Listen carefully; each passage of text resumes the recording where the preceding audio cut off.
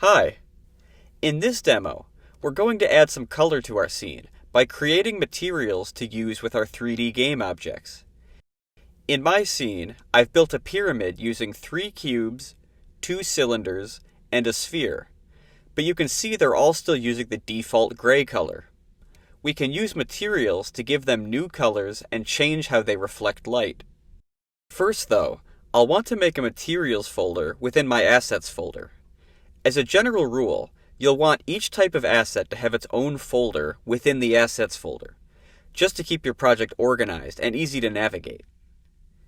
To add that materials folder to the assets folder, we can do this a couple of different ways.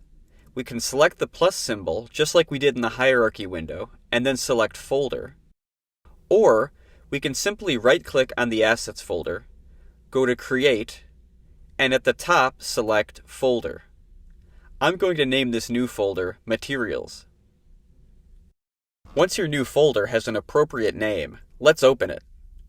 For this project, we are going to create 3 different materials.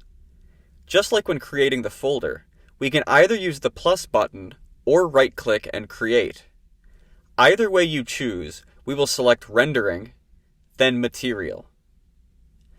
Let's rename this material to Sphere, because that's the object it's going to be used with. We can see a thumbnail of our material here. It will always display as a sphere, but it will work on any shape of object. Let's select the material to view its properties in the inspector. Here, we can see all of the properties of a material that we can change, and a visual preview of the material at the bottom. If you do not see the visual preview, the panel may be collapsed like this, and we can simply drag the 2 horizontal lines upwards to expand it. When previewing the material, we can click this button here to cycle the preview through other shapes. Here's the preview of a cube, cylinder, torus, and plane, but I'm going to leave it as a sphere. Let's cover the different properties. The one that we're going to be concerned with the most is the base map, and that's basically the color of your material.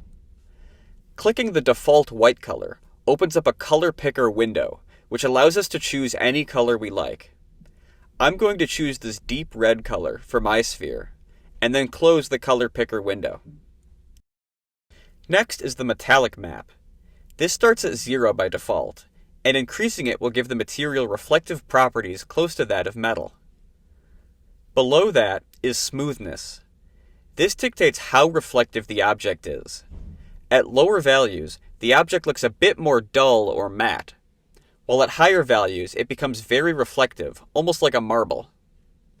I'm going to keep my metallic map low, and increase my smoothness slightly because I like the way it looks, especially for my sphere objects.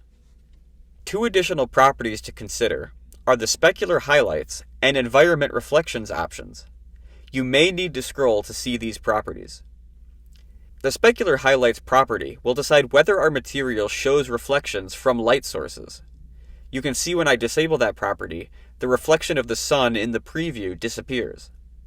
Similarly, the environment reflections property will decide whether our material shows reflections of the environment around it. You can see when I disable that property, the reflection of the horizon in our preview disappears. But I'm going to leave these both turned on for my material. Now that I've made one material, I'm going to make 2 more, one for the cylinders and one for the cubes.